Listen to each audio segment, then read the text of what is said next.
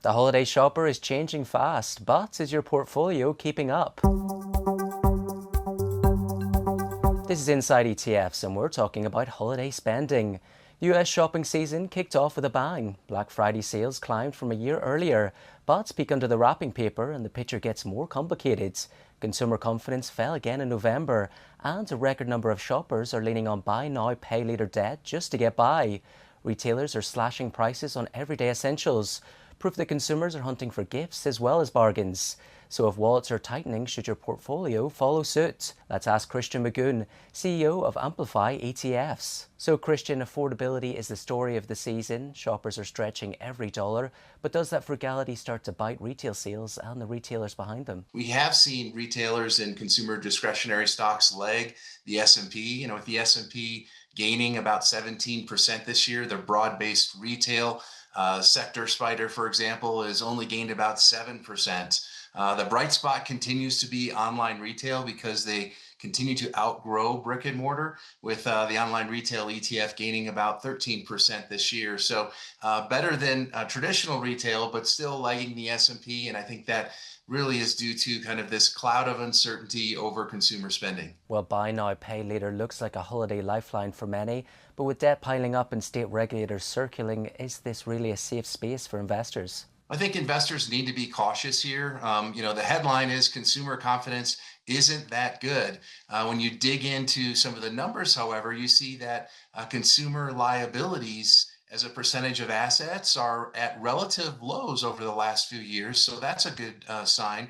And recent initial job claims are some of the lowest we've seen in 2 years. So the jobs picture looks pretty good, and the percentage of liabilities versus assets isn't bad as well. So perhaps this could be a little bit of kind of headline risk coming out.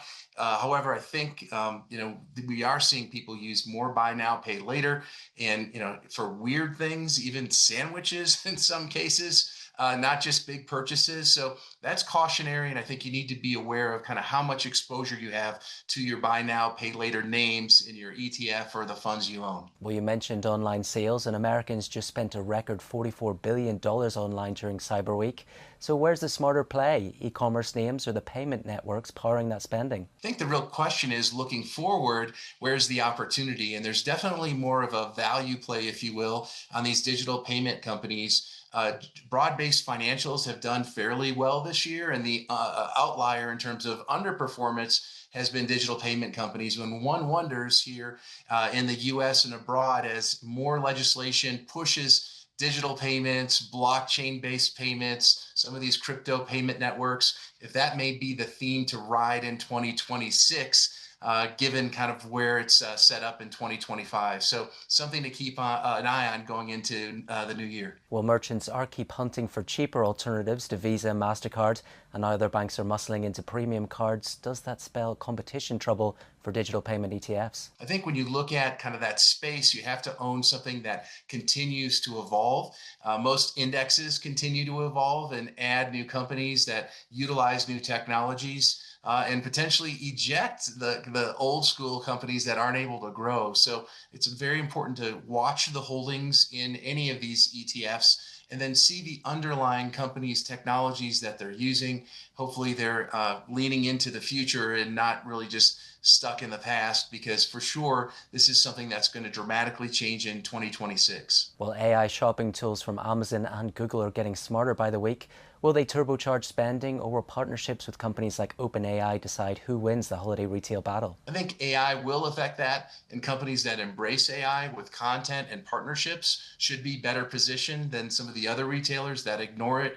But I don't think AI is going to take over holiday shopping. I do think it's going to be another kind of technology we use, like search, like voice assistants, that'll influence us to a certain extent, but not be the prime determination of where kind of shopping activity takes place. Finally, Christian, Sony, Nintendo and Microsoft are all hiking their console prices, and holiday discounts are looking unlikely.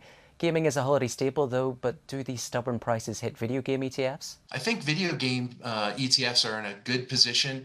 A lot of these increases in hardware is allowing game software companies as well as game manufacturers to see, increased immersion, more transactions, microtransactions, either through the blockchain or other technologies, as well as just advertising within games. And I think all of those are going to be very good for the gaming industry. It's going to increase profitability. It's going to increase stickiness. More people now play video games than play sports worldwide. So this is a huge area that people spend money and time in, and to make those consoles and those games more immersive, more profitable, should be great for video game ETFs. So we're quite bullish with what's happening in that space, and we've seen great performance in video game ETFs this year. We think it'll continue in 2026.